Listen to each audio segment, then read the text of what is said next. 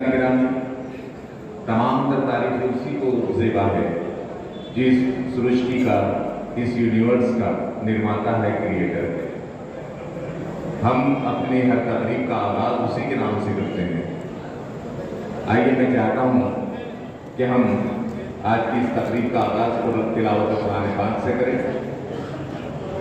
मरहूम रफ़ी नादिल ये हमद सना है कि कलीम जैसा ही वस्फ़े कलाम दे अल्लाह, कलीम जैसा ही वस्फ़े कलाम दे अल्लाह, बुझा दे प्यास जो दिल की।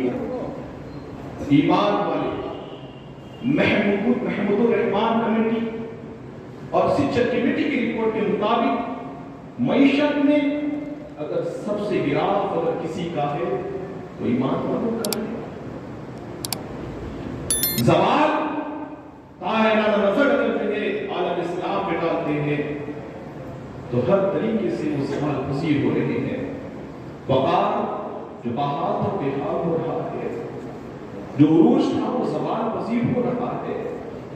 हर तरीके से इंसानियत से सड़ रही है। अब सवाल ये उठता है कि ईमान वाले परेशान क्यों है? कुरान का तो ये ऐलान है तुम ही कामयाब हो। बाबा साहब अंबेडकर ने जब संविधान बनाया तो उसमें वो तरतूदें की थी कि जिसमें इनको न्यायिक लड़ाई लड़ते लड़ते 25 साल लग गए और इनको ये समझ में आ गया कि यहाँ पर अगर सिस्टम को हाईजैक करना है तो किस तरह से करना है। तो इन्होंने तीनों जगह अपने लोग फैलाना शुरू किए। एक तो इन्होंने पार्लियामेंट की अपनी ताकत बनाई और ये मेजोरिटी में आ गए। दूसरा, इन्होंने जुडिशियरी को काबिज करना चाहा और हम देखते हैं कि बाबरी मस्जिद का फैसला आस्था पे करने के बाद वो जज तीसरे दिन राज्यसभा का सांसद बन जाता है भाजपा का। तो इससे ये भी समझ में आता है कि जुडिशियरी में भी घुसपैठ कितनी खतरनाक है। मस्जिदों को दे दिया, गैर मुस्लिम बादशाहों ने भी दिया, राजाओं ने दिया, मुगलों ने दिया, हमारे हिंदू भाइयों के मंदिरों में इंतजाम किया। उसकी सनद मौजूद है। टीपू सुल्तान रहमतुल्लाह के बनाए हुए आज भी मंदिर हमारे हिंदू भाइयों के सामने है।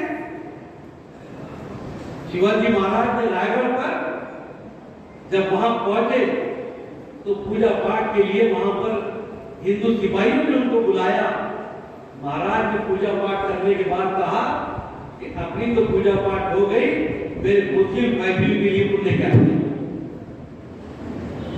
रायगढ़ की मस्जिद शिवाजी महाराज ने अपने मुस्लिम फौजियों के लिए बनाई। उसका कोई कागज पत्र नहीं है। तुम्हें ताकत है क्या रायगढ़ पर और मस्जिद पे कब्जा करके बताओ मेरे मराठा भाई तुम्हारी ईट बजा देंगे तो आप मुझसे करते। क्योंकि शिवाजी महाराज की पहचान इन्होंने हिंदवी साम्राज्य की बुनियाद डाली है। इंसानों को हुकूक दिलाए यकसा। मैं अक्सर कहता हूं कि मौजूदा सरकारें जो राज्य कर रही है, अगर वो चाहते हैं कि समाज को इंसाफ मिले, क्षेत्रीयों को इंसाफ मिले, दलितों को इंसाफ मिले, मुसलमानों को इंसाफ मिले, तो जाओ शिवाजी महाराज के तरीके को देखो, उनके नक्शे कदम पर चलो। ये भारत सही मानों में जगत गुरु बनेगा। आज ये जगत गुरु नहीं है। 80 करोड़ लोगों को पकड़ में अनाज मिला है। ये गवर्नमेंट का फिगर है। तो वक्फ बाय यूजर आप 1913 के बाद में कानून बना, उसके पहले तो कोई खाता नहीं था। उसके बाद 1923 में बना, फिर उसका 1995 में फाइनल हुआ। 213 के अंदर उसको अमेंड किया गया। कहीं भी अमेंडमेंट के खिलाफ किसी ने भी आवाज नहीं उठाई। लेकिन ये क्या वजह है? एक मुल्क के जो लोग हमारे मुस्लिम पर्सनल के जिम्मेदार हैं, वो लोग इस मुल्क के वो हिंदू भाई जो इस दस्तूर को बचाने के लिए पार्लियामेंट में इनके साथ सीना पर कपल होकर लड़े कि ये दस्तूर की पायमाली होगी और दस्तूर को बचाना जरूरी है। उन्होंने अपने आप को बेच दिया। उन पार्टी के नुमाइंदों के मैं जितने भी लोग बैठे हैं मेरे हिंदू भाई, उनको मुसलमानों की जानिब से सलाम करता हूं कि तुमने हिंदू मुस्लिम एकता का सबूत दिया और इंतजार करते रहे। क्योंकि ये फिर इससे लाया गया था कि हिंदू मुस्लिम लेकिन लड़ाई तो आपने लड़ी, हमारी तादाद कितनी है, 30-35 के ऊपर है। 17-18 जो है तो पार्लियामेंट में है और 8-9 जो है वो राज्यसभा में है। तो लड़ाई तो हमारी हिंदू भाई नहीं है, इसलिए हम उनके शुक्रगुजार हैं। अरे उससे पहले भी आपका शुक्रिया अदा किया। असल में मामला है आज ये एक्ट की खिलाफ वर्जी क्यों की जा रही है। भाई उधर को छोड़, उसके बाद एक बात बता दूं आपको कि आर्टिकल 13 इंडियन कॉन्स्टिट्यूशन, पत्रकार बंधु लिख ले, मैं हर एक ऐसा डिबेट को तैयार हूं।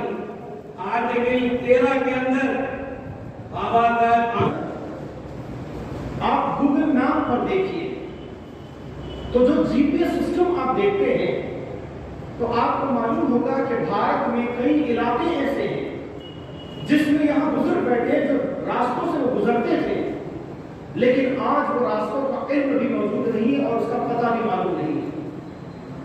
मगर कई सड़कें नई बन चुकी हैं, इसलिए कि जब लोग चलना शुरू करते हैं तो सड़कें बन जाती हैं, और जब लोग रास्तों पर चलना बंद कर देते हैं तो रास्ते खत्म हो जाते हैं।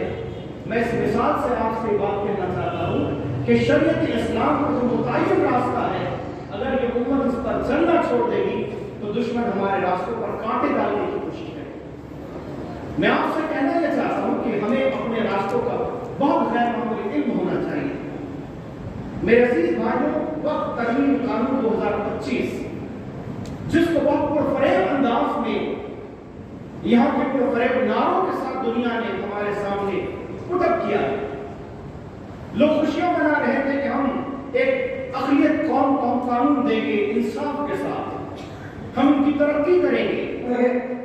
हमने अल्हम्दुलिल्लाह उसमें बहुत कोशिश की कि रोका जाए। जिस तरीके से कहा कि राज्यसभा में मेजॉरिटी नहीं थी, मैं खुद 350 से 400 किलोमीटर रोज चलता था और ये कोशिश थी कि भाई सेकुलर ताकतें आ जाए और जो राज्यसभा में बहुमत है वो ना बने। बहरहाल इसमें 5 पॉइंट, अगर 5 पॉइंट डिस्कस करके अपनी बात को खत्म करूंगा कि गैर मुस्लिम अरकान की शमूलियत बिल में मरकजी वक्फ कौंसिल और रियासती वक्फ बोर्ड में 2 गैर मुस्लिम अरकान की शमूलियत को तजवीज़ दी गई है, जिसे मुस्लिम तंजीमों ने इस्लामी उसूल और मजहबी खुदमुख्तारी के खिलाफ करार दिया। कलेक्टर राज का निफाज, वक्फ ट्रिब्यूनल को खत्म करके मुतनाज़ा जायदाद के फैसले का इख्तियार जिला कलेक्टर को दे दिया गया है, जिससे वक्फ बोर्ड की खुदमुख्तारी मुतासिर होगी। राजिश साहब ने आपको वक्फ की थोड़ी सी कानूनी बारीकियां, टेक्निकल बातें आपको बताई। अभी इलाहादुल करीम सलाह साहब आएंगे, वो और एकदम फाड़े बता देंगे। मेरा उन्वान है इस वक्त, मैं पूरे मुल्क में जा रहा हूं। अभी उड़ीसा झारखंड का सफर हुआ और अब 2 दिन के बाद में राजस्थान का सफर है। और अभी मैंने करीम सर को मैसेज बताया कि all India Muslim personal board के बड़े जिम्मेदारों ने मुझे क्या मैसेज किया, मैंने आपको बताया।